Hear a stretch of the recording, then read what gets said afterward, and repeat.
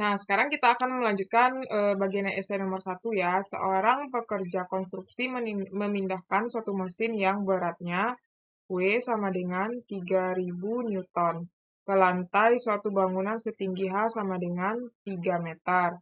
Dengan menggunakan alat tersebut, di mana gravitasinya adalah 10 meter per sekon kuadrat, tentukan yang A keuntungan mekanik KM yang ditanya, kemudian yang B itu adalah gaya F, yang C adalah usaha W. Nah, jadi ini W besar ya. Nah, ini W kecil.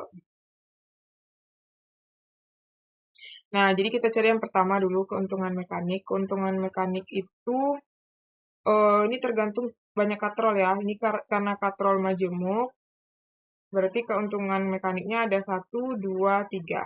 Berarti KM-nya 3. Kemudian yang B, gaya yang harus digunakan F. Nah, kita gunakan rumus keuntungan mekanik KM sama dengan W per F. KM-nya 3, W-nya 3.000, berarti F. Berarti ini F sama dengan 3.000 bagi 3 sama dengan 1.000 Newton.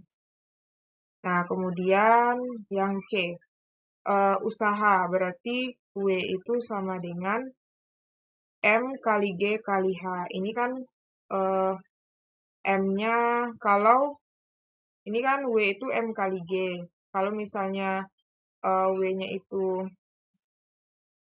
kita cari di bawah ya, berarti W itu kan sama dengan M kali G. W-nya itu kan 3.000. M, G-nya 10, coret-coret, berarti 300 sama dengan M. Berarti M-nya 300. Berarti 300 kali 10 kali H-nya 3. Berarti di sini dapatnya 9.000 Joule ya. Nah, sekarang kita lanjut soal nomor 2.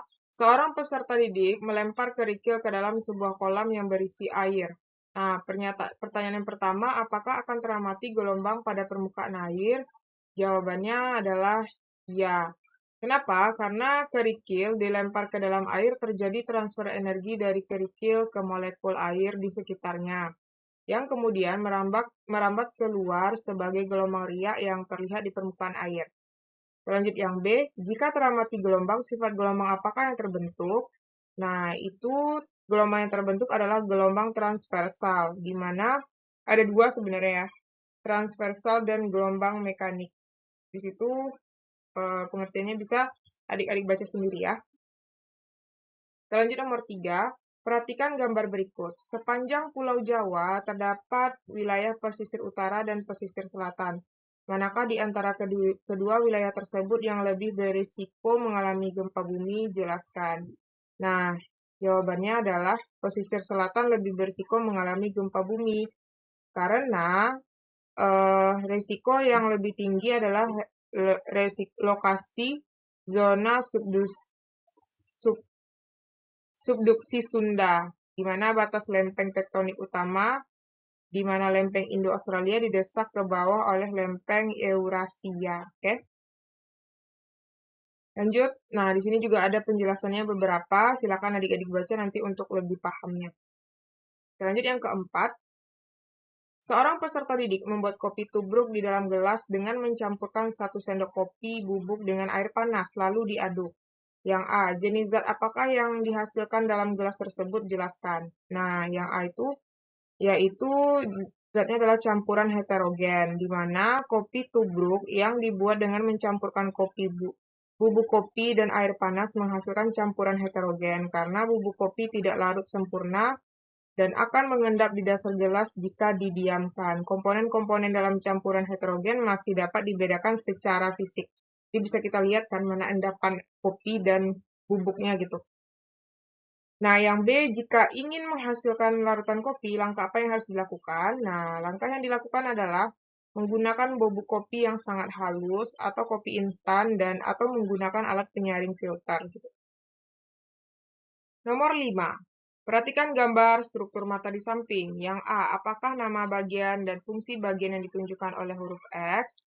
Nah, itu adalah lensa mata, di mana ini kan, ini dia kan, di mana fungsinya adalah membelokkan dan memfokuskan cahaya yang masuk ke mata, kemudian memastikan bayangan benda jatuh tepat di retina, jaringan peka cahaya di belakang mata, kemudian mengubah bentuknya menebal atau menipis untuk memfokuskan objek pada jarak yang bervariasi, sebuah proses yang dikenal sebagai daya akomodasi. Kita lanjut bagian yang B. Nah, yang B itu bagaimana peran bagian tersebut dalam proses melihat. Nah, perannya yang pertama yaitu sebagai cahaya dari objek masuk ke mata melalui kornea pupil. Kemudian yang kedua, lensa mata yang bersifat lunak dan transparan, kemudian memfokuskan sinar cahaya tersebut.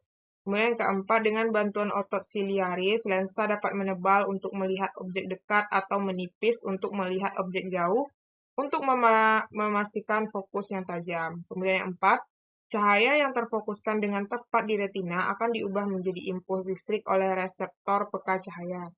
Kemudian yang kelima, impuls listrik ini kemudian dikirim melalui saraf optik ke otak, di mana otak memproses dan menerjemahkan informasi tersebut menjadi gambar yang dapat kita lihat, termasuk bentuk, ukuran, warna, dan posisi objek yang benar.